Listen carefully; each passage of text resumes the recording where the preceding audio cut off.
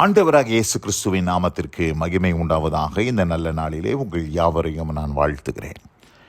இந்த நாளின் தியானத்திற்கு என்று தெரிந்து கொள்ளப்பட்ட வேத பகுதி சங்கீதம் 91 சங்கீதம் 1 Psalm 91 verse 1. உன்னதமானவரின் மறைவில் இருக்கிறவன் சர்வ வல்லவருடைய நிழலில் தங்குவான். He who dwells in the secret place of the Most High shall abide under the shadow of the Almighty. Amen. பிரியமானவர்களே, நான் வாசிக்க கேட்டதான இந்த வார்த்தைகள் சங்கீதக்காரனாகிய மோசேயின் சங்கீதம் என்று வேத பண்டிதர்கள் கருதுகிறார்கள். எப்பொழுதுமே ஒரு சங்கீதத்திற்கு யார் எழுதினது என்று அங்கே போடப்படவில்லை என்று சொன்னால், என்ன சொல்லுகிறார்கள் என்று சொன்னால், அதற்கு முந்தின சங்கீதம் யார் எழுதினதோ அதுதான் அவர்களுடைய சங்கீதமாக இருக்க வேண்டும் என்று பார்க்கும்போது, இந்த 90 சங்கீதத்தை மோசே தான் எழுதியிருக்கிறார். மோசேயின் ஜெபம் என்று பார்க்கிறோம். தேவனுடைய மனிதனாகிய மோசேயின் ஜெபம் இந்த சங்கீதம் 90. இதுலேயும் இதற்கு ஒப்பான வசனத்தை நம்ம பார்க்கிறோம். முதல் வசனம் என்ன சொல்லுது? ஆண்டவரே தேவரீர் தலைமுறை தலைமுறையாக எங்களுக்கு அடைக்கலமானவர். Lord, you have been our dwelling place in all generations. அந்த dwelling place, you have been our dwelling place. இங்கே கர்த்தரையே, ஆண்டவரையே டுவெல்லிங் பிளேஸாக அனுபவத்தை உடையவர்களை தான் இந்த இடத்துல மோசே சொல்லுகிறார். அதனால் இவர் 91 சங்கீதத்தையும் மோசே எழுதியிருக்கக்கூடும் என்று கருதுகிறார்கள். ஏன்னா இந்த சங்கீதமும் அந்த டுவெல்லிங் பிளேஸை தான் சொல்லுது. He who dwells in the secret place of the Most High. உன்னதமானவரின் மறைவில் இருக்கிறவன் சர்வ வல்லவருடைய நிழலில் தங்குவான். அப்போது அந்த டுவெல்லிங் பிளேஸ், இன்னைக்கு நிறைய பேர் பாருங்க, தேவனுடைய பிரசன்னம், அந்த டுவெல்லிங் பிளேஸ் என்பது த மோஸ்ட் ஹை காட், உன்னதமான அப்படின்னா ஒரு உயர்ந்த உன்னத அனுபவம். இன்னைக்கு அநேக கிறிஸ்தவர்கள் எப்படி இருக்கிறாங்கன்னா, பூமிக்குரியவர்களாக இருக்கிறார். பூமிக்குரியவர்களை நாடுகிறார்கள், பூமிக்குரியவர்களை தேடுகிறார்கள். ஆனால் தங்களை கிறிஸ்தவர்கள் என்று சொல்லிக் கொள்கிறார்.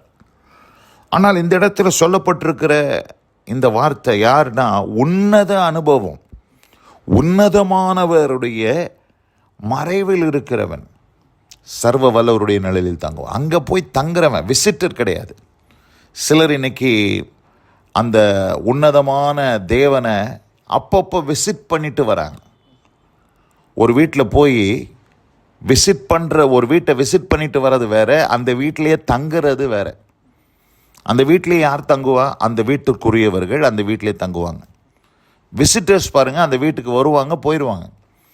அதுபோல் தேவ பிரசன்னத்தை, தேவ சமூகத்தை இன்றைக்கு நிறைய பேர் எப்படி செய்கிறாங்கன்னா, ஒரு விசிட்டர் போல் போய் கொஞ்ச நேரம் அந்த இடத்துல இருந்துட்டு அவங்க பிரச்சனையெல்லாம் தீர்ந்த உடனே மறுபடியும் அவங்க வெளியில் வந்துடுவாங்க.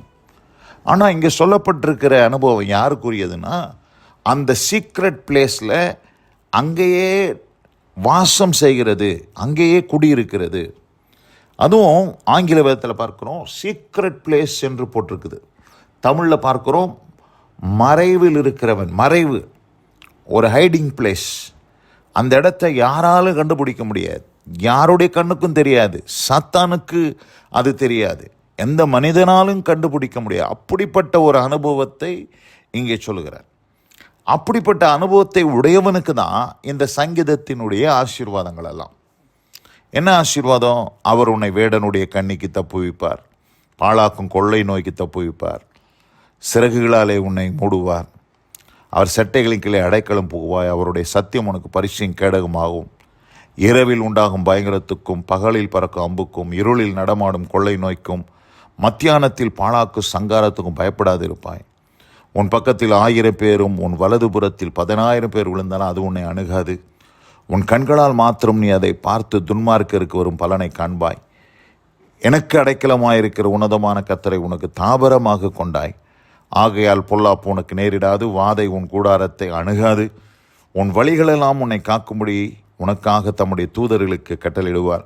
உன் பாதம் கல்லில் இடராதபடிக்கு அவர்கள் உன்னை தங்கள் கைகளில் ஏந்தி கொண்டு போவார்கள். சிங்கத்தின் மேலும் விரியன் பாம்பின் மேலும் நீ நடந்து பால சிங்கத்தையும் வலு சர்ப்பத்தையும் மிதித்து போடுவாய். இப்படிப்பட்ட ஆசீர்வாதங்கள். இந்த ஆசீர்வாதங்கள்லாம் நம்ம வாசிக்கும் போதே நம்மளுடைய இருதயத்துக்கு ஒரு பெரிய ஆறுதலும் தேறுதலும், குறிப்பாக திகிலடைந்த நேரங்கள், பயந்த நேரங்கள், மரண பயம், ஒரு பயங்கரமான ஒரு சூழலுக்குள்ளே போகும்போது இந்த சங்கீதத்தை வாசிக்கும் போது ஒரு பெரிய ஆறுதல். குறிப்பாக உலகமெங்கிலும் தாக்கின அந்த கொரோனா என்கிற கொடிய நோய் தாக்கின பொழுது ஒவ்வொரு நாளும் திகிலோடு அநேகர் வாழ்ந்த நாட்கள் உண்டு. என்ன நடக்கும், அடுத்தது யாருடைய வீட்டில் மரணம் விழும் அப்படின்ற ஒரு பயங்கர திகிலோடு வாழ்ந்த நாட்களில் இந்த சங்கீதம்தான் அநேகருக்கு ஒரு ஆதாரமாக, ஆதரவாக, ஒரு ஆறுதலாக இருந்தது என்பதை நாம் அறிந்திருக்கிறோம். ஆனால் இந்த சங்கீதம் யாருக்கு? எல்லாருக்கும் இல்லை. உன்னதமானவருடைய மறைவுக்குள் வாசம் செய்கிறவனுக்கு தான் இந்த சங்கீதம். அந்த சீக்ரெட் பிளேஸில் போய் எப்பொழுதுமே தங்குகிறவன், விசிட் பண்ணுகிறவன் இல்லை, தங்குகிறவன். அந்த உன்னதமான ஒரு மறைவு என்ன, அந்த சீக்ரெட் பிளேஸ் என்ன என்று நாம் பார்க்கும்போது வாசிக்கலாம். சங்கீதம் 27 சங்கீதம் 5 வாசிக்கிறேன். Psalm 27:5. தீங்கு நாளில் அவர் என்னை தம்முடைய கூடாரத்தில் மறைத்து. இந்த கூடாரம் என்றால் என்ன? அவருடைய டேபர்நாக்கிள், அவருடைய பெவிலியன். அந்த கூடாரத்தில் மறைத்து என்னை தமது கூடார மறைவிலே ஒளித்து வைத்து என்னை கண்மலையின் மேல் உயர்த்துவார். அப்போ பாருங்கள், அந்த கூடாரம் என்று சொல்லும்போது த மோஸ்ட் ஹோலி பிளேஸ். ஆங்கில வேதத்தில் வாசிக்கிறேன், for in the time of trouble he shall hide me in his pavilion in the secret place of his tabernacle. பார்த்தீங்களா, அந்த சீக்ரெட் பிளேஸ் வேறு எங்கேயும் இல்லை, அவருடைய மகா பரிசுத்த ஸ்தலம். அந்த டேபர்நாக்கிள் இருக்கிற மகா பரிசுத்த ஸ்தலம், secret place of his tabernacle. And he shall hide me, he shall set me high upon a rock.